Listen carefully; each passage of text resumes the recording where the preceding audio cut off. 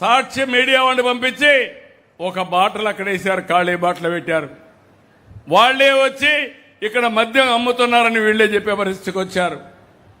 మామూలుగా ఏమనుకుంటాం మనం, వాస్తవం నమ్మతారు లేదా? విలేకరు పైన మీకు అనుమానం వస్తుందా?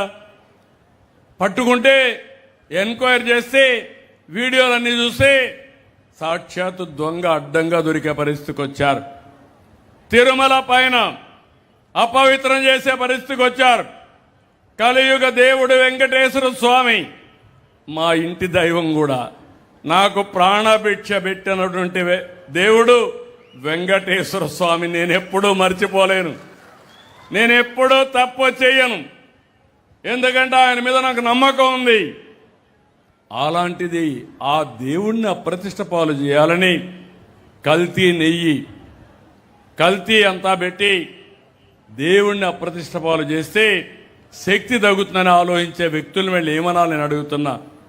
మీరు ఒక మతం కావచ్చు, తప్పలేదు, నేను కూడా మత సామరస్యాన్ని కాపాడుతాను. కానీ హిందూ దేవాలయాలపైన దాడి చేయడం ఎలాంటి సబబో మీరే గుర్తుపెట్టుకోవాలి. అధికారం లేకపోతే ఇలాంటి వాళ్ళని ఎక్కడ రానియకుండా చేయొచ్చు. అధికారాన్ని అడ్డం పెట్టుకుని సాక్షాత్తు హిందూ దేవాలయాలపైన దాడులు చేయడం మంచిది కాదు, అపవిత్రం చేయడం అంతకంటే మంచిది కాదు. నేను అన్ని దిక్కల్లో వీళ్ళ పట్టుకోవడానికి ఇప్పుడు సీసీటీవీ కెమెరాలు పెట్టాను. ఎవడైనా తోక తిప్పితే ఇమ్మీడియట్ గా సీసీటీవీ కెమెరా ద్వారా నేరుగా పట్టుకొని మీకప్ప చెప్తా, ఎవరిని వదిలిపెట్టని మరొకసారి మీకు హామీ ఇస్తున్నా. మొన్ననే దస్తగిరిని ఒక వ్యక్తి కడపలో వాళ్ళ సొంత పార్టీ కార్యకర్త వ్యవహారం ఏంటంటే అక్రమ సొమ్ము పంపకాలు, అన్ని దందాలు చేశారు, డబ్బులు సంపాదించారు. అక్కడ వీళ్ళ మేనమామ ఉన్నాడు, ఆయన ఫాలోయర్ ఒక ఆయన ఉన్నాడు, డిప్యూటీ మేయర్ కడపలో. అందరూ కలిసి ఆ డబ్బులు ఇవ్వలేదని అతను చంపేశారు. చంపేసి దండ వీరేశారు. దండేసి తెలుగుదేశం చంపేసిందని మా మీద పెట్టేశారు. ఇమ్మీడియట్గా ఎంక్వైరీ చేపిస్తే అడ్డంగా దొరికాడు. అంటే మీరందరూ గుర్తుపెట్టుకోవాల్సింది, నిన్న కూడా ఒకటి చూశారు, నంద్యాల రాజశేఖర్ రెడ్డి విగ్రహం, రాజశేఖర్ రెడ్డి విగ్రహం పైన దాడి చేసింది వీళ్ళ కార్యకర్త. దాన్ని సపోర్ట్ చేసిన నాయకుడు వీళ్ళ నాయకుడు. కడాన దాన్ని కూడా తెలుగుదేశం పార్టీని చెప్పబోతే అడ్డంగా పట్టుకున్నాం. 20 నిమిషాల్లో పట్టుకున్నాం. ఇప్పుడు పట్టుకుంటే ఇప్పుడు మీరు చూస్తే పేపర్లో కూడా ఇలా సాక్షి ఉంది కదా, వచ్చిందా ఈరోజు? అది వేరే పేపర్లో వచ్చాయా లేదా? ఎందుకు సాక్షి పేపర్లో రాలేదని అడుగుతున్నా. అంటే మీ నాన్న విగ్రహాన్ని విధ్వంసం చేస్తే నువ్వు నీ పేపర్లో వేయవు. ఎందుకు? నువ్వే చేపించావు కాబట్టి, నీ మనుషులే చేశారు కాబట్టి. ఆ విగ్రహాన్ని విధ్వంసం చేశావని చెప్పి ప్రజల సానుభూతి పొందాలని ప్రయత్నం చేసే వ్యక్తిని ఏమనాలని అడుగుతున్నా. ఈ విషయాలు ఎందుకు మీకు చెప్తున్నానంటే, నేను చెప్పకపోతే మీలో కూడా అన్నీ పట్టించుకోరు. పనులు బాగా జరుగుతున్నాయి, పింఛన్ ఇచ్చాడు, ఎవరి కోసం ఇస్తాడు, ఇంకా ఇవ్వండి. ఒకప్పుడు కూడా మనం చూసాం, దేవతలు లేకుంటే రాజులు యజ్ఞాలు చేసేవాళ్ళు ప్రజాహితం కోసం, రాక్షసులు వచ్చి డిస్టర్బ్ చేసేవాళ్ళు. వాళ్ళతో యుద్ధం చేయాలి, మళ్ళీ యజ్ఞ ఫలితాలు తెప్పించి మీకు పంచాలి. నా పరిస్థితి కూడా అదే. దుర్మార్గులతో యుద్ధం చేయాలి, ఇంకో పక్క మీకు సంక్షేమం ఇవ్వాలి, ఉద్యోగాలు ఇవ్వాలి, ఇవన్నీ చేయాల్సిన అవసరం ఉంది. అందుకే నేను మిమ్మల్ని కోరుతున్నా, ఈ విషయాలు మీకు అర్థం కావాల్సిన అవసరం ఉంది.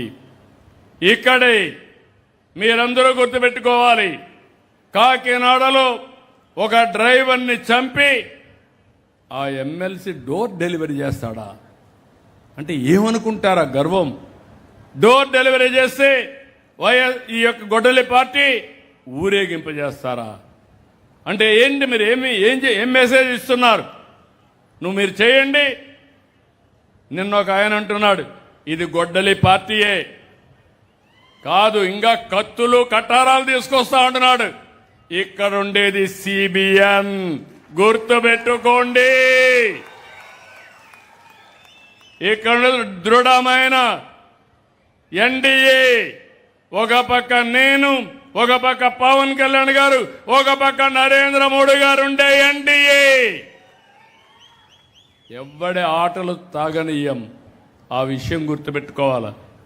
అంటే ఒక రాజకీయ పార్టీగా ఇవన్నీ ఉంటే మీరు కరెక్ట్ చేసుకోవాల్సిందే పోయి విచ్చలవిడిగా మీరు మాట్లాడితే మేము ఉపేక్షించాలని అడుగుతున్నా. ప్రజాహితం కోసం ఎట్టి పరిస్థితుల్లో ఇలాంటి చేయకుండా చేసే బాధ్యత నేను తీసుకుంటాం.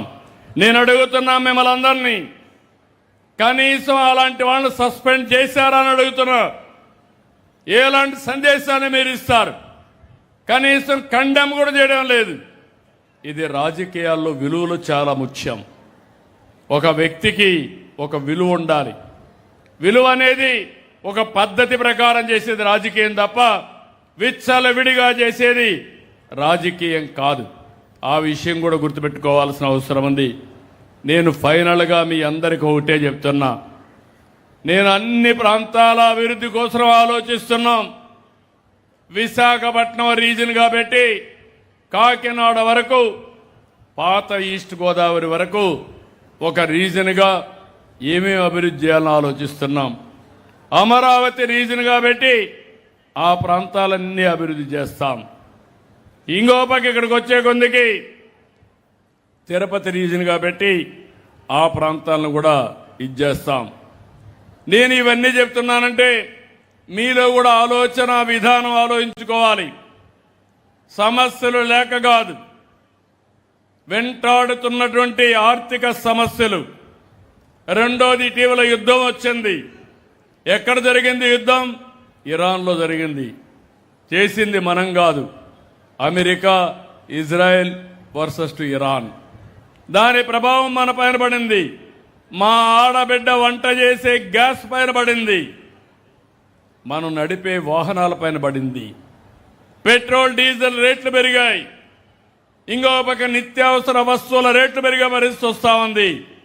రైతు పండించే పంట ఎగుమతికి నోచుకోవడం లేదు. అక్వా ఇక్కడి నుంచి వేరే దేశాలకు పంపించాలి. ఇప్పుడు పంపించాలంటే లాజిస్టిక్స్ సమస్యలు వస్తున్నాయి. మనమంతా కూడా వాణిజ్య పంటలు పండిస్తున్నాం, బనానా పండిస్తున్నాం, పళ్ళు కూరగాయలు పండిస్తున్నాం. అవన్నీ విదేశాలకు ఎగుమతి చేస్తున్నాం. అవన్నీ కూడా ఎగుమతి చేసే పరిస్థితులు లేవు. ఇబ్బందులు వస్తున్నాయి. కానీ రాత్రింబగళ్ళు ఆలోచిస్తున్నాం. ఇంకో పక్క మీరు చూస్తే ఈ సంవత్సరం వాతావరణంలో పెనుమార్పులు వచ్చేసాయి. ఎండలు విపరీతంగా వచ్చాయి. 48 డిగ్రీలు టెంపరేచర్. ఇంకో పక్క వర్షాలు కూడా ఎక్కడికక్కడ గాలి వానలు వచ్చే పరిస్థితి వచ్చింది. ఎల్నో అంటున్నారు. అంటే ఈ సంవత్సరం వర్షం కూడా తక్కువ ఉంటుంది. అలాంటి సమస్యలు కూడా వస్తున్నాయి. నేను పోయినసారి నీటిని పొదుపు చేశాం. 65% రిజర్వాయర్లో నీళ్లున్నాయి. మామూలుగా గోదావరి డెల్టాకు ఫస్ట్ వీక్ రెండో వారం జూన్లో ఇస్తామంటే కాదని మొట్టమొదటిసారి మే 31వ తారీఖునే నీళ్లు ఇచ్చిన ఘనత ఈరోజు ఎన్డీఏ ప్రభుత్వానికి దక్కింది. కాలువలకు నీళ్లు రిలీజ్ చేశాం. ముందుగానే ఇచ్చాం. అంటే ముందుగానే ఇస్తే మీరు పంటలు వేసుకుంటే భవిష్యత్తులో కూడా మనకు తొందరగా పంటలు వస్తాయి. రెండో పంట కూడా ప్రీపోన్ చేసుకుంటే ఎండాకాలం కాకుండా ముందేగాని వస్తే మళ్ళీ రాబోయే సంవత్సరం కూడా వెసులుబాటు ఉంటుందని మనం ముందుకు పోయే పరిస్థితికి వచ్చాం. రెండోది, ఇక్కడ మీరు అందరూ ఉన్నారు. 27 పుష్కరాలు వస్తాయి. పుష్కరాలు ఘనంగా చేస్తాం.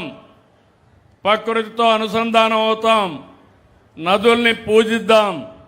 అదే సమయంలో పోలవరం కూడా 2027 పుష్కరాల కంటే ముందే పూర్తి చేసి జాతికి అంకితం చేస్తామని మీ అందరికీ హామీ ఇస్తున్నా.